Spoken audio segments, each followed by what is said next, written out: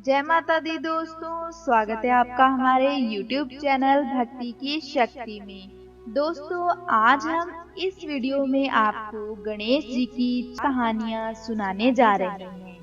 यह सभी गणेश जी की प्रेरक कहानियाँ हैं जो गणेश चतुर्थी के समय भक्त पढ़ना भी पसंद करते हैं। हिंदू सभ्यता में कई देवी देवता हैं जिनमें से भगवान श्री गणेश जी को बहुत ही ज्यादा माना जाता है। श्री गणेश भगवान शिव और माता पार्वती के पुत्र हैं। ये हिंदू सभ्यता के अनुसार प्रथम भगवान के नाम से पूजे जाते हैं। किसी भी कथा से पहले गणेश जी की कथा अवश्य सुनी जाती है और किसी भी पूजा से पहले गणेश जी की पूजा की जाती है। तो चलिए अब हम आपको गणेश जी भगवान की 4 कहानियाँ सुनाने जा रहे हैं। नंबर 1, गणेश चतुर्थी की कहानी। क्यों मनाया जाता है गणेश चतुर्थी का त्योहार? एक बार की बात है, सभी देवता बहुत ही मुश्किल में थे। सभी देवगण शिव जी की शरण में अपनी मुश्किलों के हल के लिए पहुँचे। उस समय भगवान शिव के साथ गणेश जी और कार्तिकेय जी भी वहीं बैठे थे। देवताओं की मुश्किल को देखकर शिव जी ने गणेश और कार्तिकेय जी से प्रश्न पूछा, तुम में से कौन देवताओं की मुश्किलों को हल करेगा और उनकी मदद करेगा? जब दोनों भाई मदद करने के लिए तैयार हो गए तो भगवान भोलेनाथ ने उनके सामने एक प्रतियोगिता रखी। इस प्रतियोगिता के अनुसार दोनों भाइयों में से जो सबसे पहले पृथ्वी की परिक्रमा करके लौटेगा वही देवताओं की मुश्किलों में मदद करेगा। जैसे ही शिव जी ने यह बात कही, कार्तिकेय अपनी सवारी मोर पर बैठकर पृथ्वी की परिक्रमा करने के लिए चले गए, परंतु गणेश जी वहीं अपनी जगह पर खड़े रहे और सोचने लगे कि वे छोटे से मूषक की मदद से पूरी पृथ्वी का चक्कर कैसे लगा सकते हैं। उसी समय उनके मन में एक उपाय आया। वे अपने पिता भगवान भोलेनाथ और माता पार्वती के पास गए और उनकी 7 बार परिक्रमा करके वापस अपनी जगह पर आकर खड़े हो गए। कुछ समय बाद कार्तिकेय पृथ्वी का पूरा चक्कर लगाकर वापस पहुँचे और स्वयं को विजेता कहने लगे। तभी भगवान भोलेनाथ ने गणेश जी की ओर देखा और उनसे प्रश्न किया कि गणेश, तुम क्यों पृथ्वी की परिक्रमा नहीं करने गए? तभी गणेश जी ने उत्तर दिया, माता पिता में ही तो पूरा संसार बसा है। चाहे मैं पृथ्वी की परिक्रमा करूं या अपने माता पिता की, एक ही बात है। यह सुनकर भगवान भोलेनाथ बहुत खुश हुए और उन्होंने गणेश जी को सभी देवताओं के मुश्किलों को दूर करने की आज्ञा दी। साथ ही भोलेनाथ ने गणेश जी को यह आशीर्वाद भी दिया कि कृष्ण पक्ष की चतुर्थी में जो भी व्यक्ति तुम्हारी पूजा और व्रत करेगा उसके सभी दुख दूर होंगे और भौतिक सुखों की प्राप्ति होगी। अब आपको बताते हैं कि कैसे बने गणेश जी हाथी भगवान। एक दिन माता पार्वती स्नान करने के लिए गई, लेकिन वहां पर कोई भी रक्षक नहीं था। इसीलिए उन्होंने चंदन से एक लड़के को अवतार दिया और उसका नाम गणेश रखा। माता पार्वती ने गणेश को आदेश दिया कि उनकी अनुमति के बिना किसी को भी अंदर ना आने दिया जाए। जब भगवान भोलेनाथ वापस लौटे तो उन्होंने देखा कि द्वार पर एक बालक खड़ा हुआ है। जब वे अंदर जाने लगे तो उस बालक ने उन्हें रोक लिया और अंदर नहीं जाने दिया। यह देखकर भगवान भोलेनाथ क्रोधित हो गए और अपनी सवारी बैल नंदी को उस बालक से युद्ध करने को कहा, परंतु युद्ध में उस छोटे बालक ने नंदी को हरा दिया।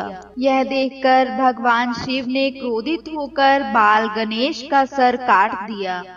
अब माता पार्वती वापस लौटी तो वो बहुत दुखी हुई और जोर जोर से रोने लगी। भगवान शिव को जब पता चला कि वह उनका स्वयं का पुत्र था तो उन्हें भी अपनी गलती का एहसास हुआ। भोलेनाथ ने पार्वती को बहुत समझाने की कोशिश की, पर वह नहीं मानी और गणेश का नाम लेते लेते और दुखी होने लगी। अंत में माता पार्वती ने क्रोधित होकर भगवान भोलेनाथ को अपनी शक्ति से गणेश को दोबारा जीवित करने के लिए कहा। भगवान भोलेनाथ बोले, हे पार्वती, मैं गणेश को जीवित तो कर सकता हूँ, पर किसी भी अन्य जीवित प्राणी के सर को जोड़ना पड़ेगा। माता पार्वती रोते रोते बोल उठी, मुझे अपना पुत्र किसी भी हाल में जीवित चाहिए।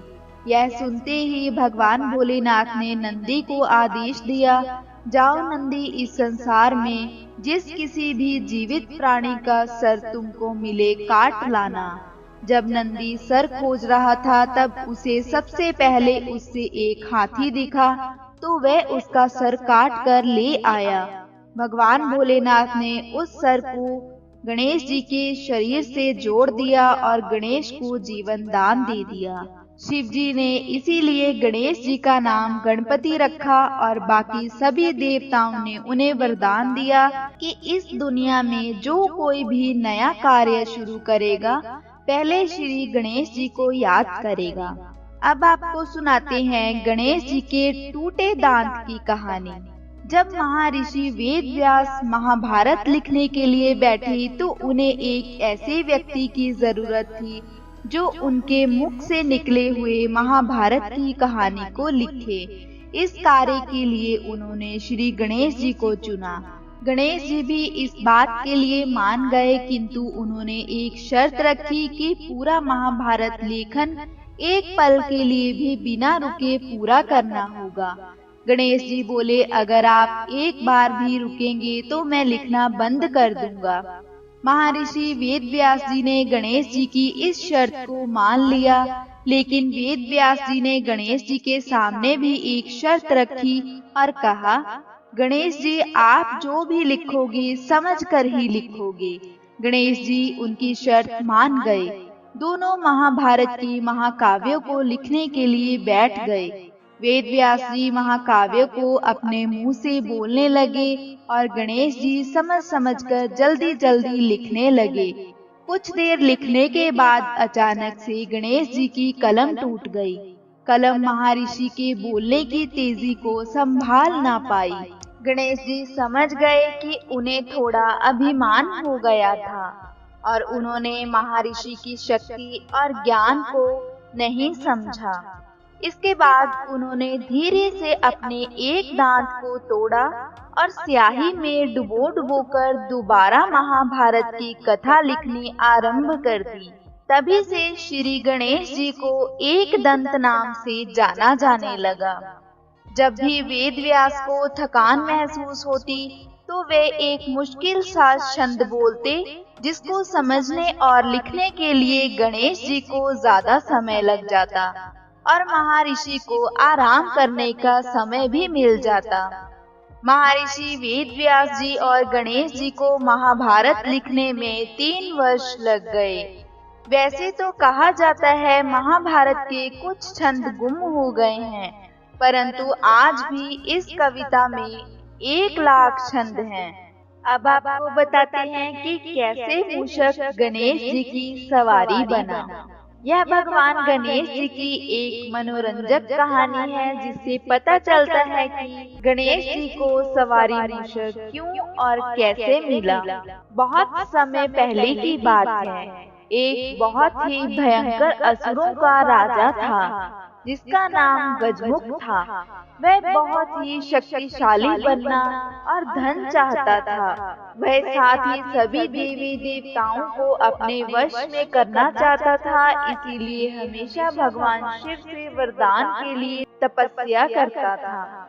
शिव जी से वरदान पाने के लिए वह अपना राज्य छोड़कर जंगल में जाकर रहने लगा और शिव जी से वरदान प्राप्त करने के लिए बिना पानी पिए, बिना भोजन खाए रात दिन तपस्या करने लगा।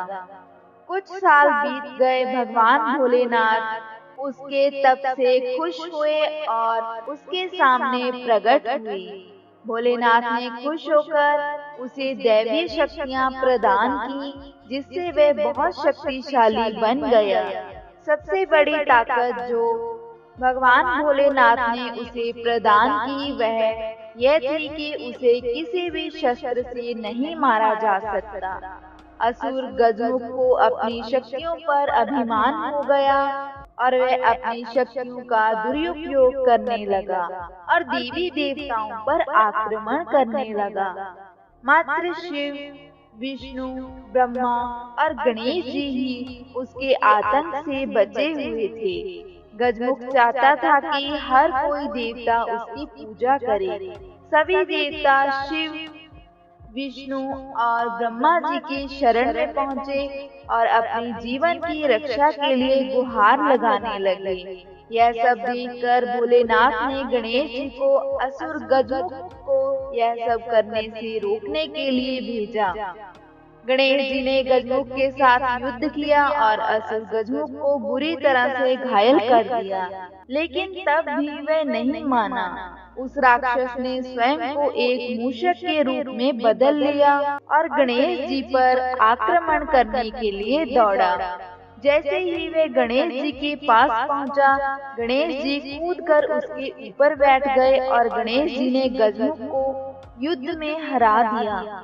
इससे गजमुख का अभिमान टूट गया और उसने गणेश जी से प्रार्थना की कि अब वह जीवन भर मूषक के रूप में ही रहेगा और आपके वाहन के रूप में जीवन भर आपकी सेवा करेगा। इसके बाद गजमुख भी अपने इस रूप से बहुत खुश हुआ और गणेश जी का प्रिय मित्र बन गया। विनायक चतुर्थी पर ये कहानी सुनी जाती है, तो चलिए शुरू करते हैं। बहुत पुराने समय की बात है। एक नगर में एक बूढ़ी औरत और उसकी बहू रहती थी। उसका बेटा काम के कारण शहर में रहता था। उसकी बहू थोड़ी सी साधारण बुद्धि वाली थी और उससे भूख बिल्कुल भी सहन नहीं होती थी। वह हर रोज सुबह उठकर पहले खाना खाती, उसके बाद कोई अन्य काम करती थी। एक दिन उनके घर पूजा होनी थी। पूजा के लिए खाना भी बनाया जाने वाला था, तो बूढ़ी औरत ने सोचा कि बहू तो सुबह से ही हाय मुझे भूख लगी है, मुझे खाना दो, और सुबह से ही खाऊं खाऊं करेगी तो सारा पूजा के लिए बना भोजन जूठा कर देगी। इसीलिए बुढ़िया ने एक उपाय सोचा। बुढ़िया ने क्या किया, अपनी बहू से बोला कि बहू, आज पूजा है तो तू खाऊं खाऊं मत करना, पहले जाकर कुएं से पानी भर ला, फिर आकर तुझे जो खाना है खा लेना। बुढ़िया ने पहले से ही पानी के मटके में एक छोटा सा छेद कर दिया था, ताकि इसे पानी भरने में देरी होती रहे और पूजा का खाना जूठा ना हो। बहू ने बोला ठीक है माँ जी, और वह पानी भरने चली गई। बहू भी थोड़ी तो समझदार थी। उसने देख लिया था कि सासू जी ने मटके में छेद कर दिया है, तो उसने क्या किया, घर से आते समय अपनी साड़ी के पल्लू में थोड़ा सा आटा बांध लिया। जब वह कुएं पर पानी भरने गई तो उसने क्या किया, सबसे पहले अपनी साड़ी के पल्लू से बंधा आटा निकाला और कुएं से थोड़ा पानी निकालकर उसे वहीं पर गूंदकर उसकी छोटी छोटी बाटियां बना ली। वहीं गांव के पास शमशान था, वहां कोई मुर्दा जलाया हुआ था और उसने उसकी आंच में वह बाटियां सेक ली। बाटियां सेकने के बाद वहां पास में ही गणेश जी का मंदिर था और मंदिर में किसी ने गणेश जी को प्रसाद चढ़ाया हुआ था और चोला चढ़ाया हुआ था। गणेश जी की तोंद पर घी लगा हुआ था। उसने गणेश जी की तोंद से घी लिया और उससे बाटियां चौपड़ चापड़ कर एक बाटी का भोग गणेश जी को लगा दिया और बाकी खुद खा ली। उसने अपनी सबसे पहले भूख मिटाई और उसके बाद पानी भरकर आराम से घर आई। इधर गणेश जी को गुस्सा आ गया और गुस्से में आकर उन्होंने अपनी नाक पर उंगली चढ़ा ली। उधर मंदिर की तरफ से कोई जा रहा था तो उसने देखा कि गणेश जी ने तो नाक पर उंगली चढ़ा रखी है। उसने आकर गांव में सबको यह बात बताई कि गणेश जी तो गुस्सा हो गए हैं और अपनी उंगली नाक पर चढ़ा रखे हैं। अब सभी गांव वाले गणेश जी की उंगली नाक पर से उतारने का प्रयास करने लगे। गणेश जी को मनाने के लिए कोई पाठ करने लग गया, कोई हवन करने लग गया। तरह तरह के भोग लगाए गए ताकि गणेश जी शांत हो जाएं और अपनी उंगली नाक पर से उतार लें। पर गणेश जी ने नाक पर से उंगली नहीं हटाई।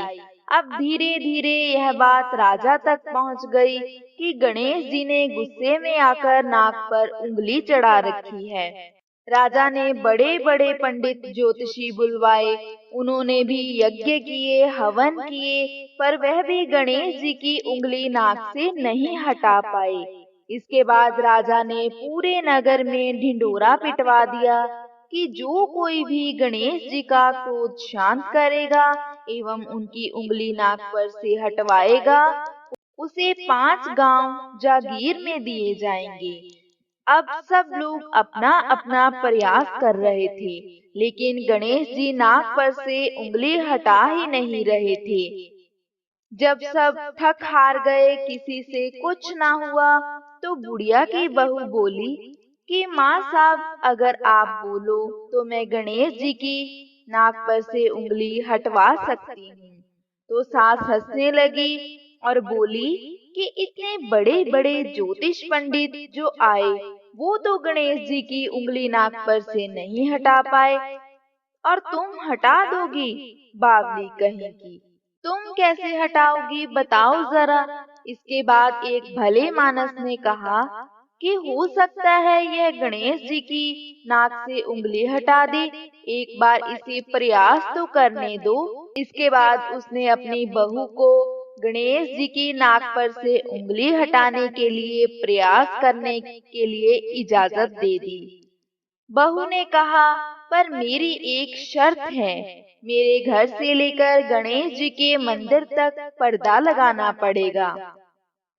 लोगों ने बोला कि कोई बात नहीं, हम पर्दा लगवा देते हैं। इसके बाद उसके घर से लेकर मंदिर तक पर्दा लगा दिया गया। अब बहू ने सबसे पहला काम क्या किया?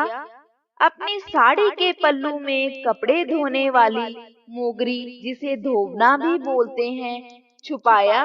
धोबना लेकर पर्दे के बीच से मंदिर पहुंच गई। मंदिर में पहुंचकर धोबना निकालकर गणेश जी से बोली, कारे कारे गणेशिया, आटो लाई मारा घर से।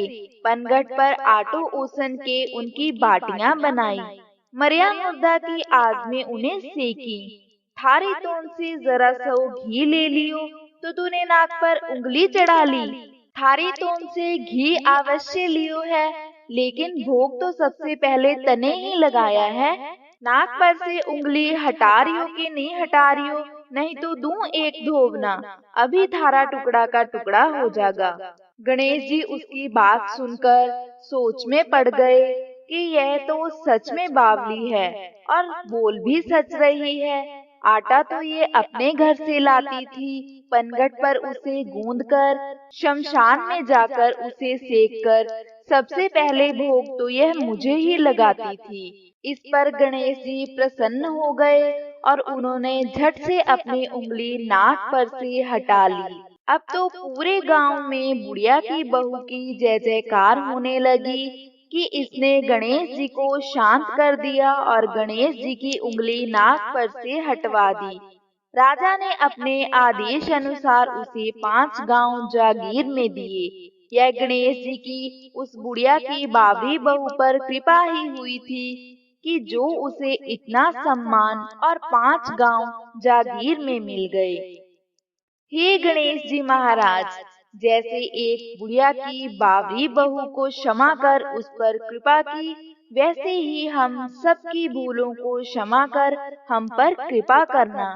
तो बोलो जय श्री गणेश जी की। भगवान श्री गणेश हर विघ्न बाधा को दूर करते हैं। भगवान श्री गणेश की पूजा हर पूजा से पहले की जाती है। महिलाएं खासकर अपने पति की लंबी आयु के लिए भगवान श्री गणेश की पूजा अवश्य करती हैं। ऐसी मान्यता है कि भगवान श्री गणेश की पूजा करने से पति की आयु लंबी होने के साथ साथ ससुराल और मायके में हमेशा खुशियां भरी रहती हैं। वहाँ कोई भी दुख दरिद्रता कभी नहीं आती। तो आइए जाने सुहाग की लंबी आयु देने वाले भगवान श्री गणेश जी की अद्भुत कहानी। एक समय की बात है, एक भाई बहन रहते थे। बहन का नियम था कि वह अपने भाई का चेहरा देखे बिना खाना नहीं खाती थी। हर रोज वे सुबह उठती और जल्दी जल्दी सारा काम काज करके अपने भाई का मुंह देखने के लिए उसके घर जाती थी। एक दिन रास्ते में एक पीपल के नीचे गणेश जी की मूर्ति रखी थी। उसने भगवान के सामने हाथ जोड़कर कहा कि मेरे जैसा अमर सुहाग और मेरे जैसा अमर पीहर सबको दीजिए। यह कहकर वह आगे बढ़ जाती थी। जंगल की झाड़ियों के कांटे उसके पैरों में चुभा करते थे। एक दिन भाई के घर पहुंची और भाई का मुंह देखकर बैठ गई। तो भाभी ने पूछा, पैरों में क्या हो गया है? यह सुनकर उसने भाभी को जवाब दिया कि रास्ते में जंगल के झाड़ियों के घिरे हुए कांटे पाँव में चुभ गए हैं। जब वह वापस अपने घर चली गई तो भाभी ने अपने पति अर्थात उसके भाई से कहा कि रास्ते को साफ करवा दो। आपकी बहन के पाँव में हर रोज आते वक्त बहुत सारे कांटे चुभ जाते हैं। भाई ने तब कुल्हाड़ी लेकर सारी झाड़ियों को काटकर रास्ता साफ कर दिया, जिससे गणेश जी का स्थान भी वहां से हट गया। यह देखकर भगवान श्री गणेश जी गुस्सा हो गए और उसके भाई के प्राण हर लिए। लोग अंतिम संस्कार के लिए जब भाई को ले जा रहे थे, तब उसकी भाभी रोते हुए लोगों से कहने लगी, थोड़ी देर रुक जाओ, इनकी बहन आने वाली है। वह अपने भाई का मुंह देखे बिना नहीं रह सकती, उसका यह नियम है। तब लोगों ने कहा, आज तो देख लेगी पर कल कैसे देखेगी? रोज दिन की तरह बहन अपने भाई का मुंह देखने के लिए जंगल से निकली। तब जंगल में उसने देखा कि सारा रास्ता साफ किया हुआ है। जब वह आगे बढ़ी तो उसने देखा कि सिद्धि विनायक जी को भी वहां से हटा दिया गया है। तब उसने जाने से पहले गणेश जी को एक अच्छे स्थान पर रखकर उन्हें स्थान दिया और हाथ जोड़कर बोली, भगवान मेरे जैसा अमर सुहाग और मेरे जैसा अमर पीहर सबको देना। और फिर बोलकर आगे निकल गई। तब भगवान श्री गणेश जी सोचने लगे, अगर इसकी नहीं सुनी तो हमें कौन मानेगा, हमें कौन पूजेगा? तब सिद्धि विनायक जी ने उसे आवाज दी, पुत्री इस खिचड़ी की 7 पत्तियां लेकर जा और उसे कच्चे दूध में घोलकर भाई के ऊपर छींटा मार देना, वह उठकर बैठ जाएगा। यह सुनकर जब बहन पीछे मुड़ी तो वहाँ कोई नहीं था। फिर वह सोचने लगी कि ठीक है, जैसा सुना है वैसा कर लेती हूँ। फिर वह 7 खिजड़ी की पत्तियां लेकर अपने भाई के घर पहुंची। उसने देखा कि वहाँ कई लोग बैठे हुए हैं और मातम छाया हुआ है। भाभी बैठी रो रही थी और भाई का मृत शरीर रखा हुआ था। तब उसने उस पत्तियों को बताए हुए नियम के तहत भाई के ऊपर इस्तेमाल किया। तब भाई उठकर बैठ गया। भाई बोला, बहन मुझे बहुत ही गहरी नींद आ गई थी। तब बहन बोली, यह नींद किसी दुश्मन को भी ना आए, और उसने सारी बात अपने भाई को बता दी। इसके बाद उसका भाई भी विधि पूर्वक श्री गणेश जी की पूजा करने लगा। हे श्री गणेश जी, जैसे आपने एक भाई बहन पर अपनी कृपा की, वैसे हम सब पर करना। कथा अधूरी हो तो पूरी करना, पूरी हो तो इसका मान करना। कथा सुनने वाले का भी भला और सुनाने वाले का भी भला। तो बोलो जय श्री गणेश जी की।